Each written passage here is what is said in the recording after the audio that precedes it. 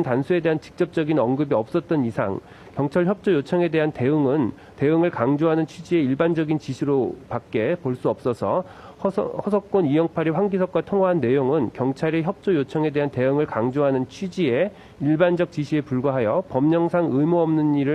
일이라고 보기는 어렵습니다. 따라서 검사가 제출한 증거만으로는 피고인이 허석권으로 하여금 의무 없는 일을 하게 하였다고 보기 부족하고 달리 이를 인정할 만한 증거가 없으므로 이 부분 공소 사실은 범죄의 증명이 없는 때에 해당하여 형사소송법 제325조 후단에 의하여 무죄를 선고하기로 합니다.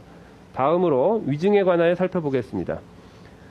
공소사실의 요지는 피고인이 2025년 2월 11일 대통령 윤석열 탄핵사건의 증인으로 출석하여 증언하는 과정에서 사실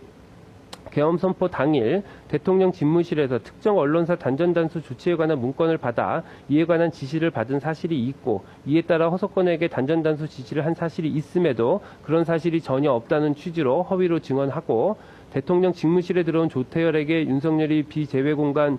제외공간 지시 문건을 전달하는 것을 그 자리에서 직접 목격하였고 대접견실에서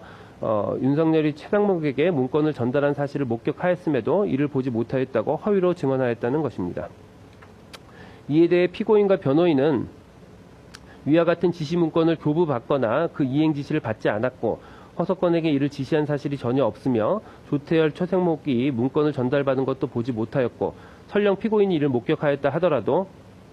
당시 피고인은 급작스런 비상계엄 선포로 인하여 정신적 충격과 혼란에 빠진 상태였기 때문에 이를 정확히 기억하지 못하는 것일 뿐 기억에 반하는 진술을 한 것이라고 볼 수는 없다라고 주장하고 있습니다. 우선 피고인이 윤석열로부터 주요기관 봉쇄 계획 및 단전단수 조치 문건을 교부받아 그 이행을 지시받고 그 지시에 따라 허석권에게 특정 언론사 단수에 대한 협조 지시를 한 사실이 있는지를 살펴보면 이는 앞서 살펴본 바와 같이 피고인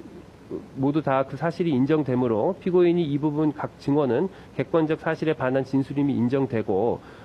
피고인이 헌법재판소에 증언을 한 시점과 그 사이 피고인이 단전단수 지시에 대한 다수의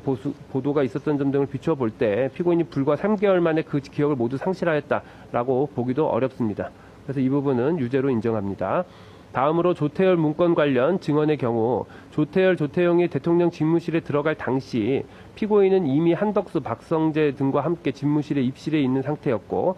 당시 상황에 대해서 조태열은 제가 집무실에 도착한 이후 반대하는 입장을 말하고 이에 대해 윤석열이